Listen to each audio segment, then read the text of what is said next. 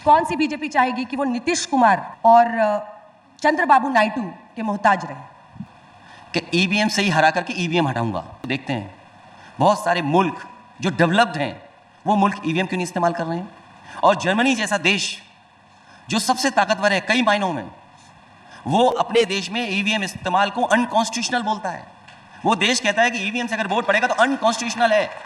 आज तक चैनल की सबसे बड़ी एंकर अंजना ओम कश्यप जो है अखिलेश यादव की जो इंटरव्यू लेते हुए उनके ऊपर कुछ इल्जाम लगाइए। जैसे कि आप सबको पता है जब इस देश में चुनाव होते हैं उस वक्त जो है ईवीएम के ऊपर सवाल उठते, प्रशासन के ऊपर सवाल उठते, जो पोलिंग बूथ होती है जहां पर चुनाव करवाए जाते, मतदान होते, उस वक्त जो है पुलिस किस तरह से जो है जनता को परेशान करते, पब्लिक को वोट डालने नहीं दी जाते। तो वो वीडियो भी हमने देखा है क्योंकि वो आंखों देखी चीज है जो हमने देखा है पुलिस किस तरह से उनको परेशान करते। तो ऐसी में विपक्ष पार्टी की तरफ से ये आरोप हमेशा से लगते हैं जो वो पुलिस द्वारा चुनाव करते और जीतते, ईवीएम में गड़बड़ करते, चुनाव आयोग उनके साथ है। तो ये विपक्ष जो है हमेशा ये आरोप जो है उनके ऊपर लगाते और इसकी मामला जो है कोर्ट तक भी पहुंच चुके हैं। कोर्ट में भी इनकी सुनवाई चल रही है। ऐसे में अखिलेश यादव से उनने अंजना ओम कश्यप ने सवाल पूछते हुए उन्होंने कहा है जो आप ईवीएम के ऊपर बात करते, ईवीएम पे आपको भरोसा नहीं है। तो पिछली बार चुनाव में जैसे कि आप सबको पता है सपा पार्टी को जो है 37 सीटें आई थी और वहीं पर बीजेपी पार्टी यानी कि योगी आदित्यनाथ को जो है 33 सीटें मिली थी। तो सबसे बड़ी पार्टी बनी थी अखिलेश यादव। तो उस पर अंजना ओम कश्यप कहते तो फिर आपका पार्टी इतनी बड़ी कैसे बनी अगर आपको ईवीएम पर भरोसा नहीं है तो, क्योंकि वो भी चुनाव ईवीएम से हुई थी। फिर आप पुलिस प्रशासन के ऊपर सवाल नहीं उठाते, आप ईवीएम पर सवाल नहीं उठाते जब आप जीत जाते और आपको जब इतनी नतीजे आपके अच्छे आते। लेकिन वहीं पर अगर वोट कम हो जाते तो आप सवाल करते हैं, पुलिस के ऊपर उंगली उठाते, ईवीएम के ऊपर उंगली उठाते। तो इसके बारे में आप क्या कहना चाहेंगे?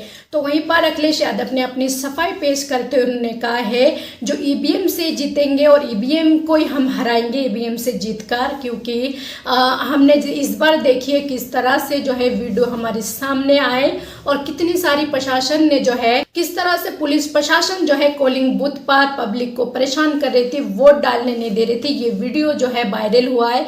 ये वीडियो हमने साफ साफ देखा है जो किस तरह से करा है और 9 सीटों में से सिर्फ 2 सीटें जो है सपा को मिले थे और 7 सीटें जो है वो योगी आदित्यनाथ यानी कि बीजेपी को मिले थे। तो वो उनके जो है बताए जा रहे। और साथ ही साथ अंजना ओम कश्यप ये भी कहते हैं अगर उनको ईवीएम से इतनी गड़बड़ी करनी होते, चुनाव आयोग उनके साथ होते, तो क्या वो चंद्रबाबू नायडू की मोहताज होते और ना वो नीतीश कुमार की मोहताज होते, जो उन दोनों के ऊपर जो है उनका सरकार बनते।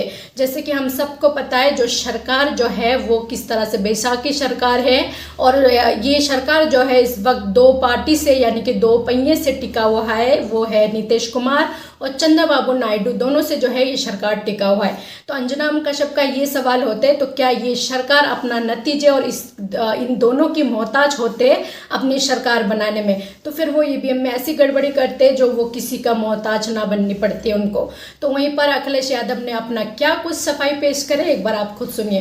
क्योंकि इसी ईवीएम की बदौलत आप तीसरी सबसे बड़ी पार्टी देश की बने, 37 सीट आपको आई। तब क्या ईवीएम, तब क्या ये पुलिस नहीं थी?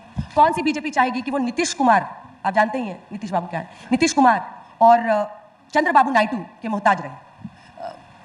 ये बड़े सवाल हैं और जो सवाल आप पूछ रहे हैं कि उत्तर प्रदेश में ईवीएम से, मैंने हमेशा ये कहा कि ईवीएम से ही हरा करके ईवीएम हटाऊंगा। और मैंने लोकसभा में कहा कि अगर मेरी 80 से 80 लोकसभा जीत जाऊंगा तब भी मैं ईवीएम को हटाने के लिए आह्वान करूंगा। हम और आप जो बैठे हैं दुनिया के, हम डेमोक्रेसीज को देखते हैं, बहुत सारे मुल्क जो डेवलप्ड हैं वो मुल्क ईवीएम क्यों नहीं इस्तेमाल कर रहे हैं, और जर्मनी जैसा देश जो सबसे ताकतवर है कई मायनों में, वो अपने देश में ईवीएम इस्तेमाल को अनकॉन्स्टिट्यूशनल बोलता है। वो देश कहता है कि ईवीएम से अगर वोट पड़ेगा तो अनकॉन्स्टिट्यूशनल है।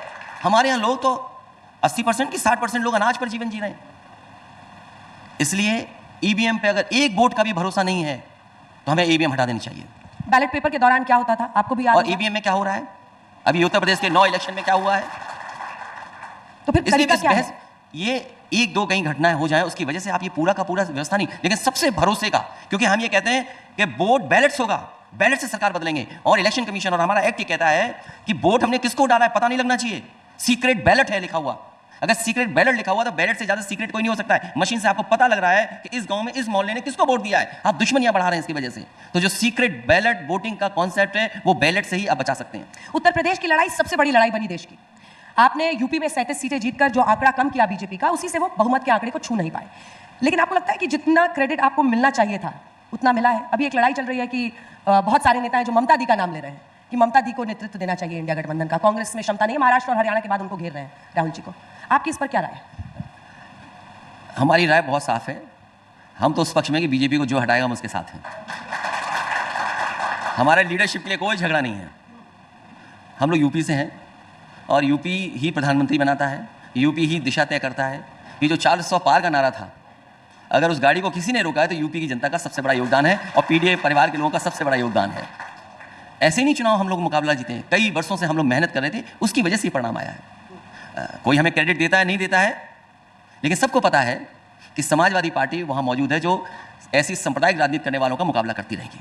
समाजवादी पार्टी ने सबसे ताकतवर तरीके से लड़ाई की, दबे अंदाज में आपने बोली है बात। नहीं, समाजवादी पार्टी ने जो लड़ाई लड़ी और हमारे कार्यकर्ताओं ने जो लड़ाई लड़ी है उसके लिए मैं बधाई देता हूं उनको कि हर बूथ पर, हर वोटर लिस्ट को, मुझे याद है जब मैं 22 में चुनाव हारा तो मैंने ये कहा कि इलेक्शन कमीशन ने जानबूझ करके वोटर लिस्ट में इस तरह का काम किया कि हमारे वोटर्स के नाम काट दिए, और उसका परिणाम ये हुआ कि इलेक्शन कमीशन ने मुझे नोटिस दिया था कि आप किस आधार पर कह रहे हो। मैंने इलेक्शन कमीशन को 18,000 वोट, जिन्होंने वोट डाला था उनके वोट डिलीटेड हुए, 18,000 वोट एफिडेविट के साथ इलेक्शन कमीशन को दिया है। अभी तक एक भी अधिकारी पर कार्रवाई नहीं हुई। अगर एक अधिकारी पर कार्रवाई हो जाएगी उसी दिन पूरे उत्तर प्रदेश की वोटर लिस्ट कभी खराब नहीं होगी, एक भी वोट काटा नहीं जाएगा। पर अखिलेश जी, आपको कैसे पता चला कि ये 18,000 लोग आपके वोटर थे, और बीजेपी ये कैसे जान जाती है कि वो आपके वोटर है, उन्हीं का नाम हटा? क्योंकि ये आरोप मैंने ये लगाया था कि हमारे पीडीए परिवार के और खासकर यादव और मुस्लिम उन्होंने चिन्हित कर करके उनके वोट काटे थे।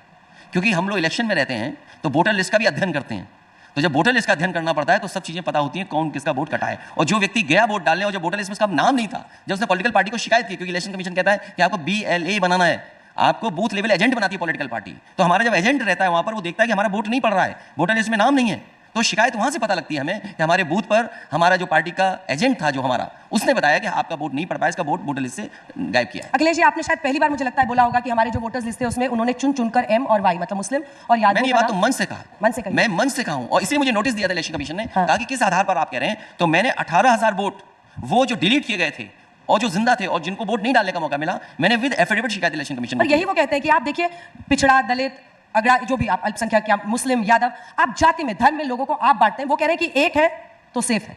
मैंने नहीं बांटा, कभी कोई एक मनु ऋषि आए थे उन्होंने बांटा है, मैंने किसी को नहीं बांटा। मैं तो जोड़ने की कोशिश कर रहा हूँ, मैं उनको सामाजिक न्याय दिलाने की कोशिश कर रहा हूँ, जो आधे अधूरे पीछे रह गए लोग उनको सम्मान दिलाने का काम कर रहा हूँ। तो बाकी में अखिलेश यादव की कोई जवाब नहीं है। जब वो मंच पर हो या फिर कहीं भी इंटरव्यू पर हो, उनसे अगर सवाल पूछते तो उनके सवालों की इस तरह से जवाब होते, हर कोई हैरान हो जाते। पत्रकार पूछने वाले भी जो है वो भी घबरा जाते, जो क्या सवाल पूछे और क्या नहीं पूछे, क्योंकि उनके जवाब इतनी अनोखा होते। लोग भी काफ़ी खुश हो जाते उनके सवालों से और उनके जवाब से।